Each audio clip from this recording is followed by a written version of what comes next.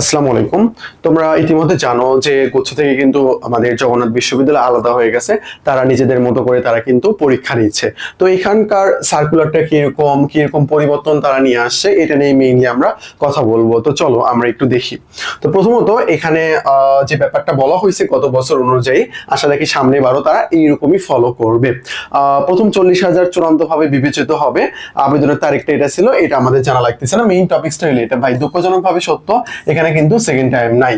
গত বছর মানে এবার যে অ্যাডমিশনটা হয়ে গেল, মানে গত অ্যাডমিশন সামনে তার একটা আসতেছে, তো এই অ্যাডমিশনে অনেকটাই মন ভেঙে যায় যখন সেকেন্ড টাইমটা এখানে বিতাড়িত করা হয়। এবার অ্যাডমিশনে তুমি জবি আর ঢাবিতে দিতে পারবা না, এটা ব্যতীত সবগুলোতেই কিন্তু তোমার কি রয়েছে, সবগুলোতেই তোমার কিন্তু সেকেন্ড টাইম রয়েছে। তার মানে তোমার সামনে কিন্তু অনেক বড় একটা সুযোগ, এই সুযোগটা কাজে লাগিয়ে তুমি একজন সেকেন্ড টাইমার হয়ে নিজেকে প্রমাণ করতে পারো যে না তুমিও যোগ্য।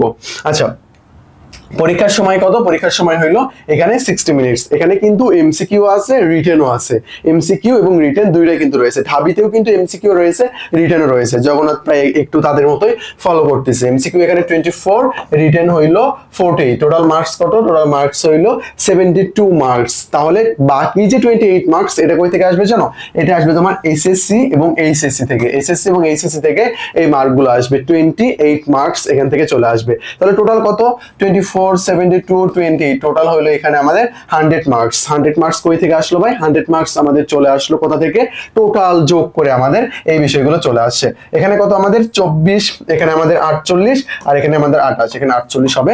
টোটাল যোগ করে আমাদের 100 মার্ক। আশা করি তোমরা বিষয়টা বুঝতে পারছো। তার মানে এটা ভেবে বসে থেকে না শুধু ঢাবিতেই রিটেন, বাকিগুলোতে রিটেন না, জবিতেও কিন্তু রিটেন রয়েছে। এটা আমাদের জন্য গুরুত্বপূর্ণ। আচ্ছা, তারপরে বি ইউনিট। বি ইউনিটের ভর্তি পরীক্ষাটা তোমার জন্য লাগতেছে না, শিফট ওয়াইজ পরীক্ষা হয়। ভর্তি পরীক্ষা কিন্তু জবি ক্যাম্পাস যেটা এখানে হয়। ল সাবজেক্টের জন্য এইচএসসি তে বাংলা এবং ইংরেজিতে মিনিমাম তোমার এ মাইনাস লাগবে। ল সাবজেক্টের জন্য প্রত্যেকটা ইউনিভার্সিটিতে কন্ডিশন দিয়ে থাকে, প্রত্যেকটা ইউনিভার্সিটিতে লর জন্য আলাদা কন্ডিশন রয়েছে। হয় তোমার ইংলিশে 50% মার্ক লাগবে যে অ্যাডমিশনটা দিচ্ছ সেখানে, না হলে তোমার আলাদা করে তোমাদের ডিগ্রি বলে দিবে যে তোমার এইচএসসি তে কত লাগবে, যেমন বলেছে এখানে এ মাইনাস ন্যূনতম লাগবে।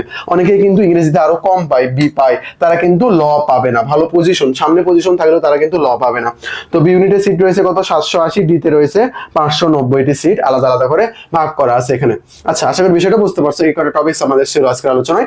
তো আমাদের উইলেন অ্যাডমিশন কেয়ার একটা টেলিগ্রাম গ্রুপ রয়েছে, লিংক দেওয়া থাকবে, ওখানে তোমরা জয়েন হয়ে নিও, যে কোনো আপডেট তোমরা এখান থেকে ইজিলি পেয়ে যাবা।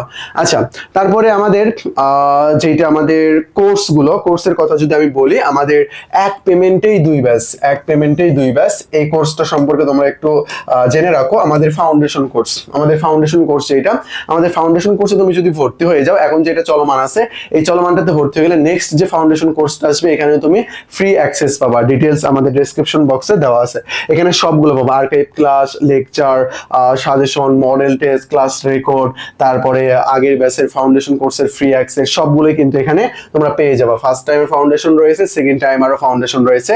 যতগুলো ইউনিভার্সিটি পরীক্ষা হবে সবগুলোর জন্য এখানে প্রিপারেশন নেওয়া হবে। তো সিটটা কনফার্ম করার জন্য এই নম্বরে রকেট, নগদ, বিকাশে, ক্যাশ ইনভেস্ট, সেন্ড মানি করে ডিরেক্ট তোমরা যোগাযোগ করতে পারো। আমাদের টেলিগ্রাম নাম্বার এটা। অ্যাডমিশন সংক্রান্ত যে কোনো জিজ্ঞাসা, অ্যাডমিশন সংক্রান্ত যে কোনো জিজ্ঞাসা এই টেলিগ্রাম নাম্বারে করবা, তাহলে তোমাকে সলভ করে দেওয়া হবে। অ্যাডমিশন সংক্রান্ত বা তোমার পড়তে যে কোনো প্রবলেম হয়েছে, জাস্ট নক দিবা, এইটাতে সুন্দর করে তোমাকে সলভ করে দেওয়া হবে। তো আলোচনা এই পর্যন্তই ছিল।